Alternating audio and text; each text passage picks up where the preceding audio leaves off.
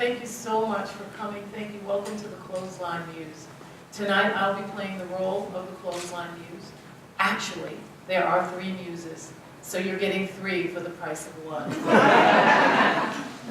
This is the story of Mary Mac Douglas. Anybody familiar with Miss Mary Mac? Yeah. This is a true story.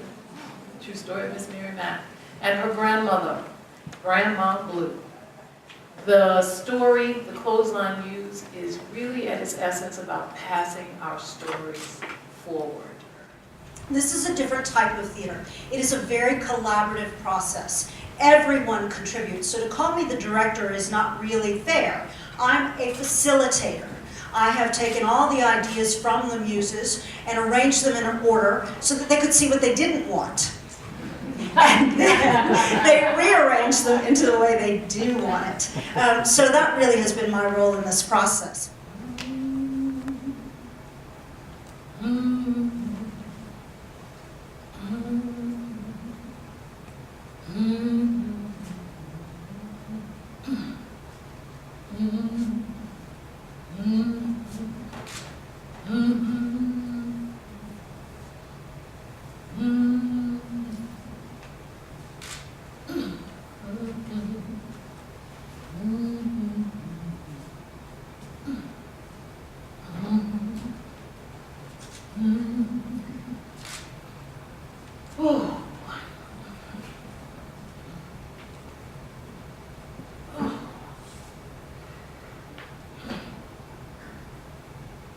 You know, there's an art to folding things.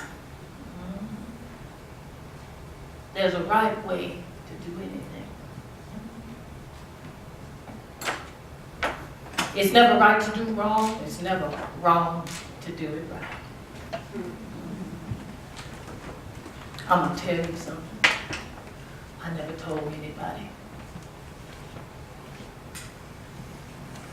It was wash day, and I was 7 years old. Mama and big Sissy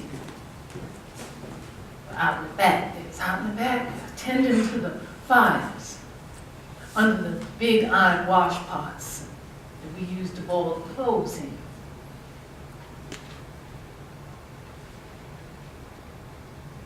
Me and baby sis were folding sheets like Mama taught us. End to end, meet and greet, fold in half, sheet to sheet. Turn it around, never let it touch the ground.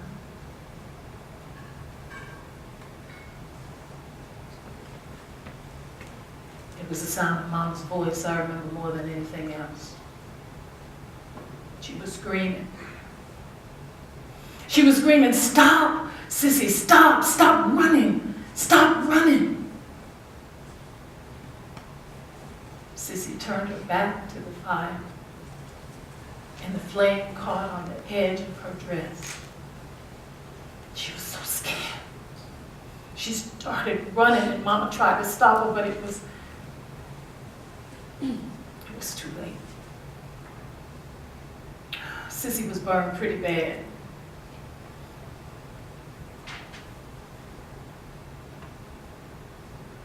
We took off her scorched and smoking dress. Mama said, "Go to the well and wet the sheets."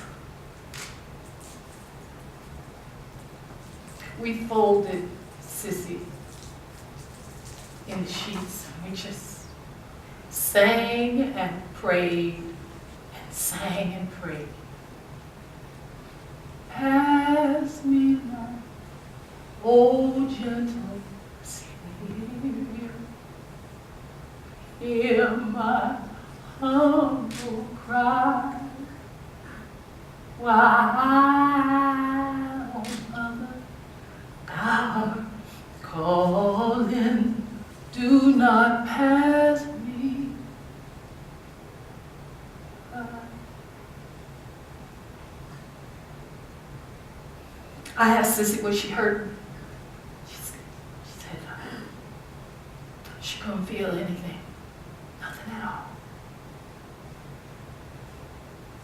She told me to mind Mama.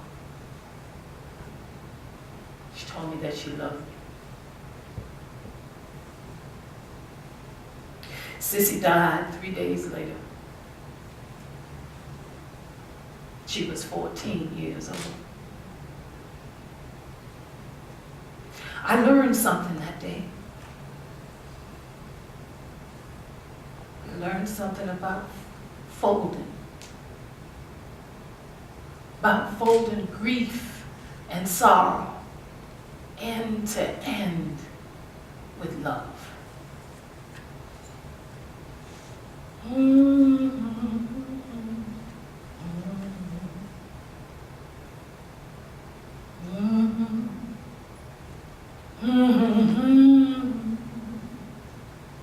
Not a day goes by, I don't think of my sissy.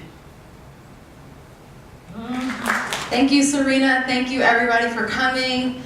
I am working with two of my favorite ladies in the world, Mama Kay and Nina Freelon. I'm in a mother's sandwich, and I like it. What I want to share with you now are little tidbits of the audiovisual. Sissy is embodied in an ancient washerwoman figure who's also kind of our CEO and the person who kind of represents us as a collective body. You might have seen the postcard of her. She's on our website. It's actually from a postcard in the 1800s, and it says Pine Bluff, North Carolina. We have lifted her into ancient washerwoman status, and you'll see that in this first production. If you look over to your right, you'll see a projection, and the same projection is also on the big screen.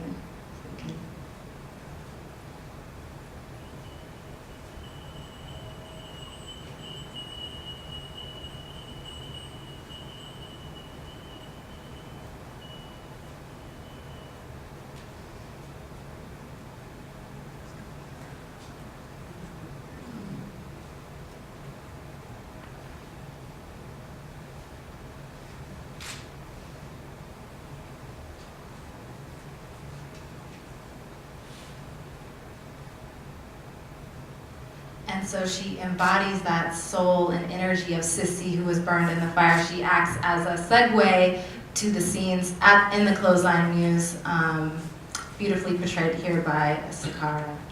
And we also use audio visuals in the present, live on stage, as well as in video that we documented ahead of time, which you'll see in this next clip, where we're showing the ancient washerwoman in a time where she wasn't being subservient, she wasn't doing anyone's wash. She might just have been having her own special time, and so we've kind of recreated some scenes here as well. And it's really about changing the perspective of time, space, and energy to the past, present, and future. We are keeping our visuals abstract, allowing you to kind of fill in the gaps. And so the video isn't necessarily a literal video that you're watching and you're saying, oh, this all makes sense now. There's also going to be live music, singing, dancing in the shadows, which we're developing now. I'm working with an amazing videographer, Chris Charles of Creative Silence, and he is really able to embody the vision that I have and take that through the camera lens.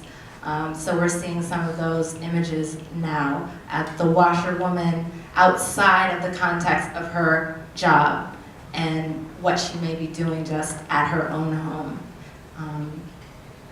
And again, there's a scene where Grandma Douglas is having a flashback about dragging her name out and learning how to write cursive in the dirt. So you're kind of getting a little view of that as well.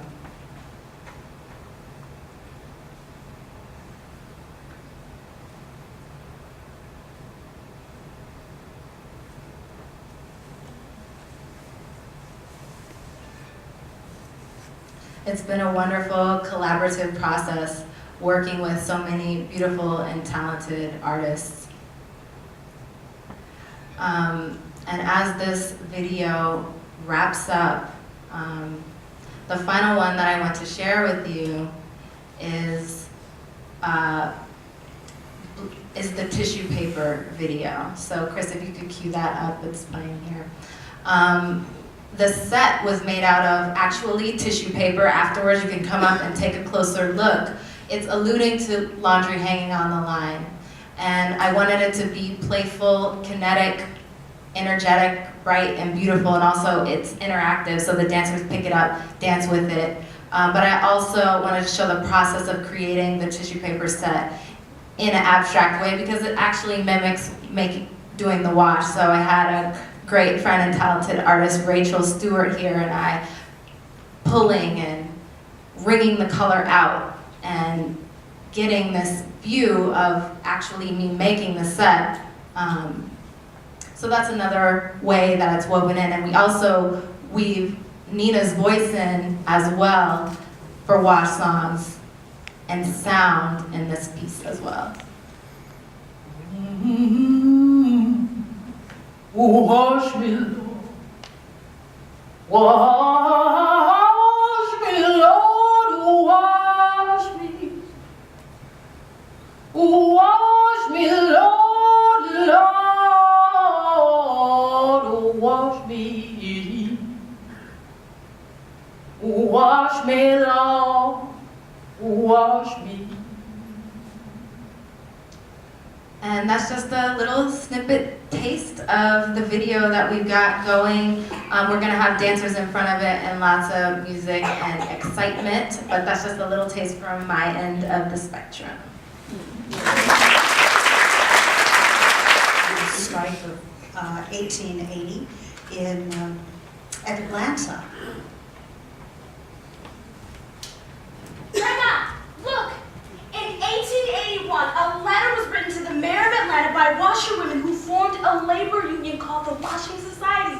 Grandma, striking washerwomen, laundresses in 1881. It says here that they were called by the press washing Amazons. And were threatened by the city council with stiff fines, and penalties and arrest for disorderly conduct. Oh, if they didn't return to their rubbing boards immediately. Grandma, this is before the Civil Rights Movement in the 1960s. The 60s. And these were laundresses. Hundreds and hundreds of laundresses. Grandma, oh, here, it says that they started with 20 women who gathered in church, and that within 3 weeks, the number swelled to over 3,000 laundresses, maids, cooks, and day workers. Grandma, I'm going to do a Google search of the first 20 women who started the Washing Society. What? Kind of search? A Google search. It's a way to use a name, a word, or a phrase and find more information. Grandma, what did you say my great-great-grandmother's name was? The one that was the laundress in the 1800s and used her money to free her children? Her name was Mary, baby. Same as yours, same as mine, same as your mama, same as your grandma. Mary, baby. Mary.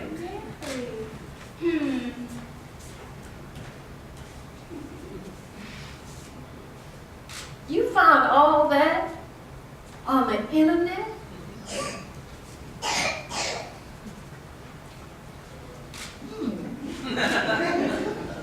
That's beautiful, baby.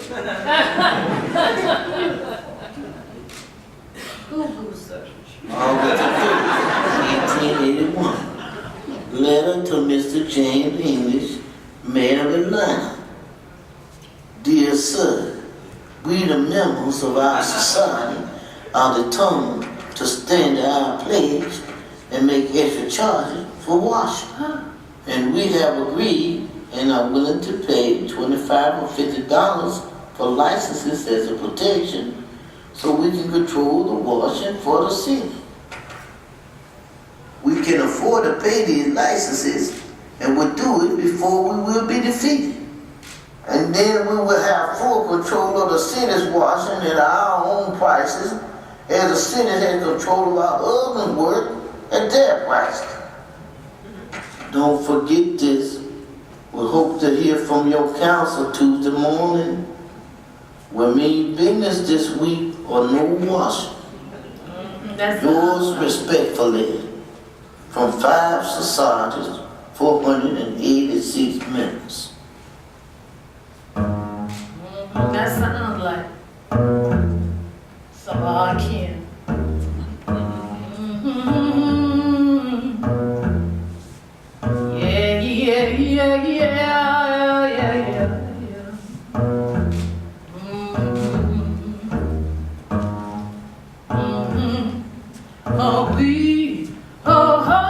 Dear sir, we the members of the Wash Society, dear sir, do intend to keep to our pledge.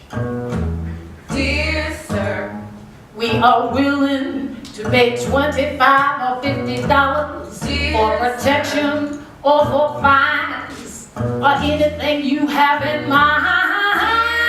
Dear sir, we can afford to pay these fees, dear sir, and we'll do so before we will be defeated, dear sir. We hope to hear from your council Tuesday morning. A no wash, dear sir. Yours respectfully, from 425 members of the Washington Society. Oh, dear sir, we mean no disrespect. Dear sir. Oh, we mean no disrespect. Dear sir. Come on now, you're trying to have a protest here. You want so you're against us. Come on. We want for better wages. $1 silver for 12 pounds of laundry. Dear sir, you have till Tuesday morning, or we're not gonna wash anything. If you wanna wash, it's gonna cost. Dear sir.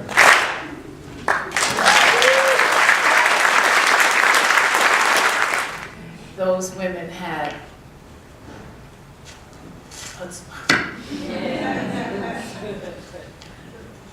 the songs and the poetry have been my contribution to this production. And we've had so many wonderful, I mean, there's almost so much information that you couldn't possibly write enough. It would take 10 plays to fill up all of the information. But we've had a few stellar moments that really just stick in my mind and my heart.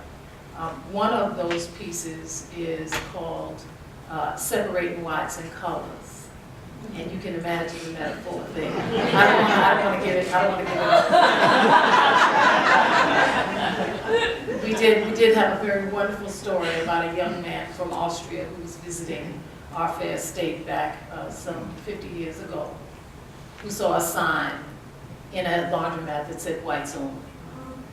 And he did not understand why people only wash white clothes. There's a song in there somewhere.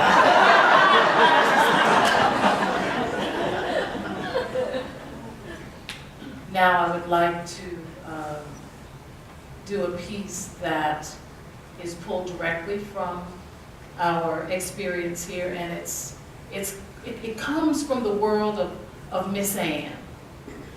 The proverbial Miss Ann, who was never satisfied that her sheets were clean enough, but it wasn't my fault.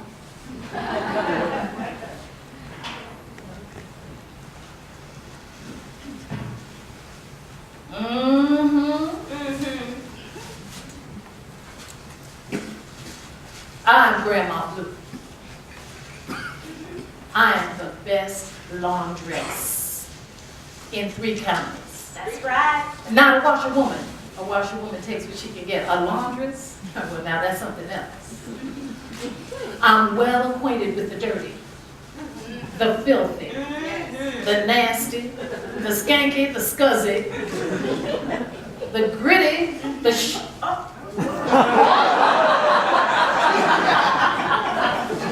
you I mean. So many words for dirty, yet just one word I know that means clean, and that would be, What is it? clean. Now, Miss Ann thought she was some kind of expert on clean. She thought she knew all about clean. I want these clothes clean, clean, clean, clean. I want them perfect, immaculate, and untouched. Untouched? A little too late for that, Miss Ann. I can't get all what's been worked into the seams. It's a simple thing. It's a simple thing. I just want you to get my clothes clean. I want these sheets to look brand new. Brand new? Oh, well, I guess this is a job for Mr. Clean. I'm not sure, but I don't think I can get those clothes the way you want them, Miss Ann. There are some stains that just ain't coming out.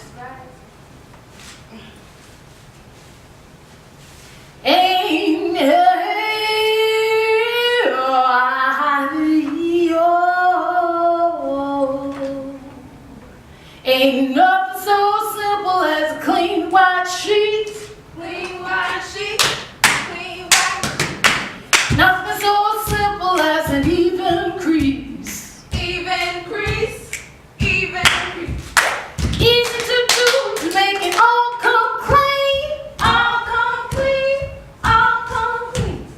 Bring out the bruise, shake out the stain. Rinse 4 times and the blood remains. Lipstick, shadows, cheap perfume. Some things that's done can't undo. Ain't nothing so holy as a starch white collar. Starch white collar. Starch white collar. Wash a heavy load to bits $1. This $1. This $1. I had a dime, I wouldn't wash no more. Wash no more. Wash no more.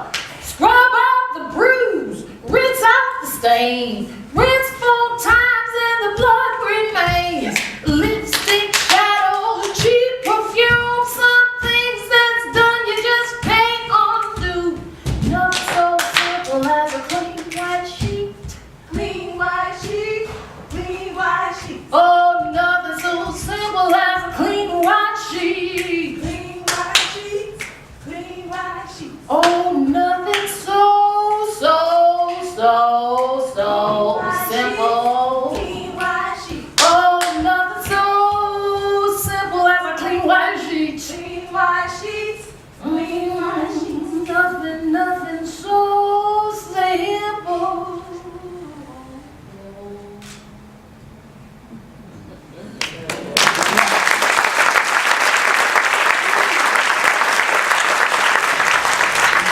Place.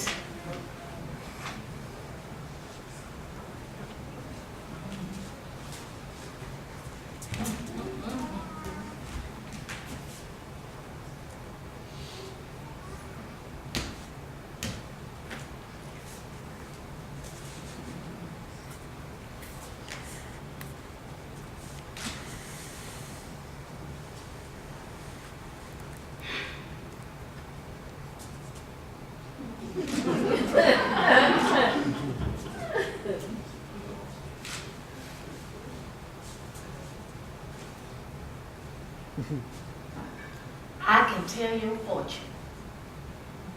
I can read your mind by what you got hanging online. 4 white shirts buttoned up and down. A white silk slip when he's out of town. LOL and OMG, he's too cute and talking to me.